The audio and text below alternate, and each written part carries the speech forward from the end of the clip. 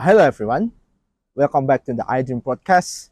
And now we are in the special episodes where we talk with the winners of the awards from IDRiM and IDRiM Journal with the special locations we recorded live in Samos, as that's where the conference this year took place. Now I'm with the Fengyi Sun, right? Yes. Yeah, Fengyi Yes, Sun. that's correct.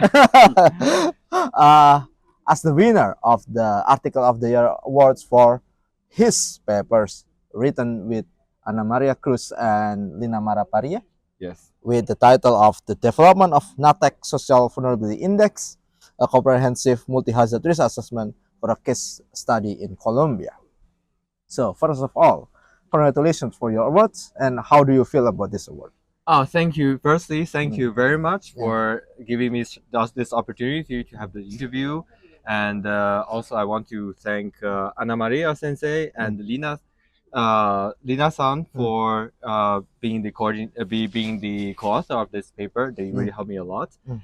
And actually, I'm already working now in Japan, and winning this award make me start to think more about my possibility in the future, and make me also get in touch with the people in academia. Can you explain more about these papers that seems very good and got this award? Yes, let me briefly talk about what it's about. So, in my paper, we have introduced a new framework for the natural hazard-induced technological risk, Natech risk. This framework categorizes different multi-hazard scenarios, for example, compound scenario, aggregation scenario, and so on and so forth. And then for each different scenarios, we use structural equation modeling to find out the social economical indicators that lead to the more vulnerable areas. And we for this framework, we did a case study in Colombia, and then we have figured out there are some space for the government that they should improve. Sorry, there's a B.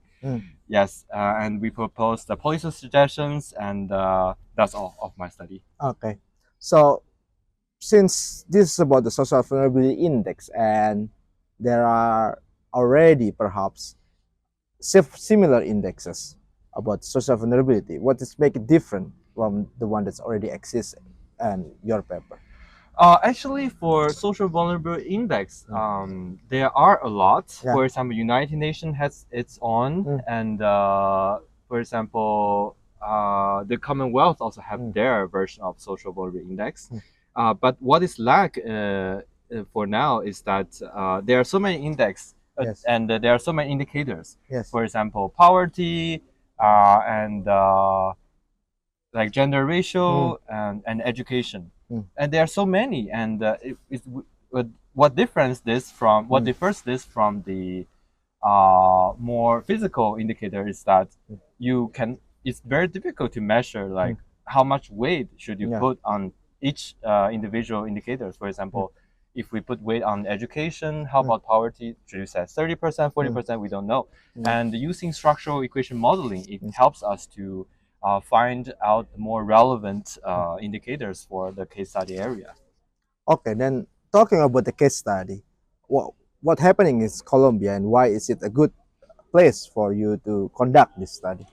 Yes, so for Colombia, there are two reasons Yes. that make me to select the area. Yes. First one is that in Colombia, there exists like a very typical type of Natech risk, which is the pipeline related accident induced by natural hazard.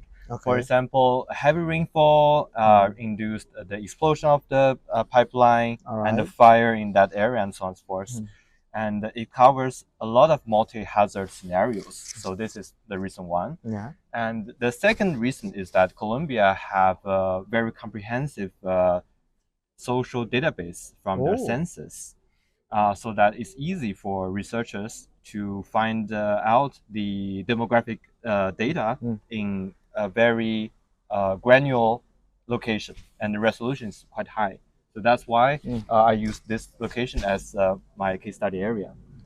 Since you mentioned that a lot of Natech disaster already happening, and the Natech is the natural disaster triggered technological disasters. So what kind of multi hazards is actually frequently occurring in Colombia that affect the pipelines and all those things?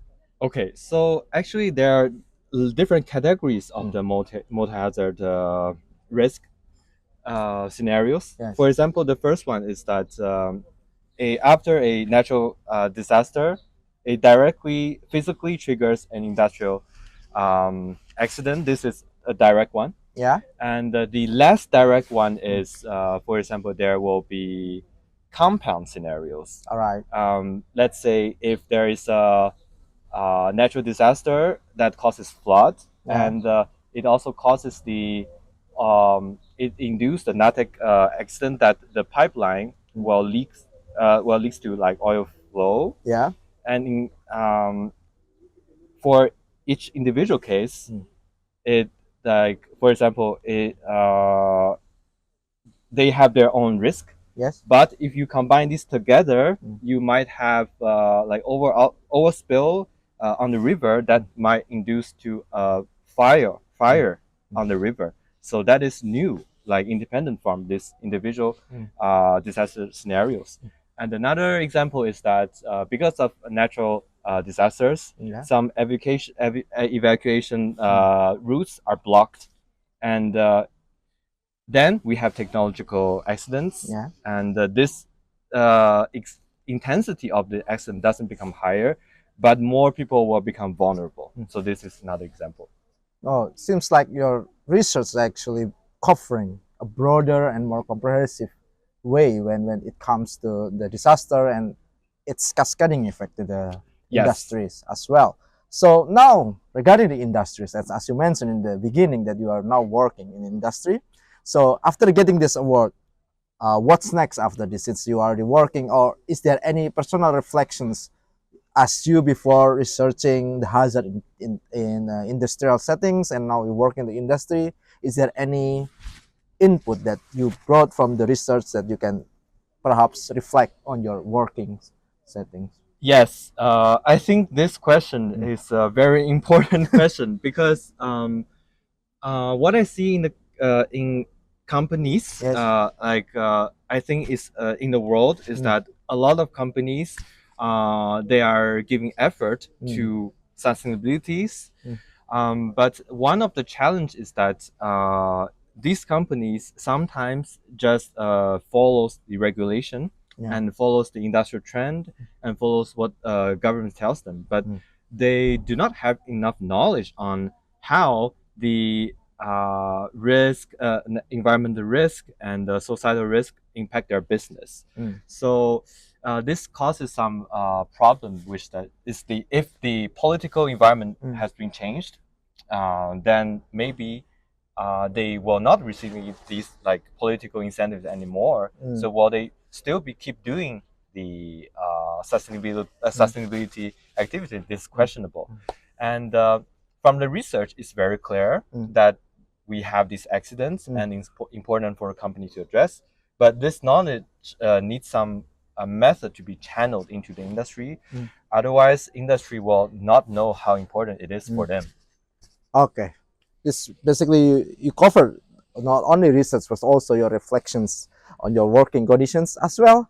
So perhaps lastly, since you are the winners of the article of the years and you wrote a breakthrough subject in the fields and as well as appreciated with the editors and general publics that your research is worth it and written very well as in the form of the articles.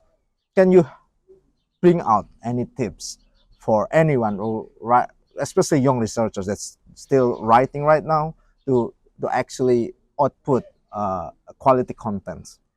I think from my own experience, I can suggest three things.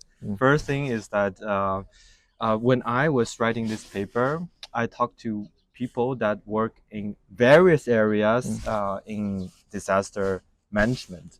So not only from Natech. Yeah. So sometimes before I talk to some scholars in other areas, I was just out of like a personal interest. Okay, I want to discuss with you. I was not looking for like a serious like change in my paper, but after talking to some people working in other field, it somehow like influenced my paper writing because they bring very new knowledge that is relevant to my study.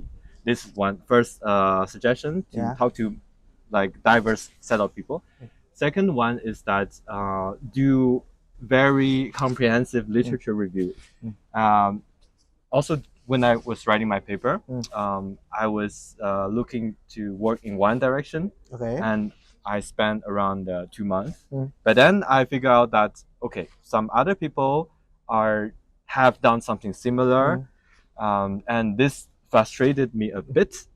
Yeah, I can understand. Yeah, this is a common like thing for a lot of researchers. Yeah. So I suggest you to not avoid wasting time. Yeah. You should. I will not say wasting time, but to make it more quick, you should do more like literature review. Yeah. Okay.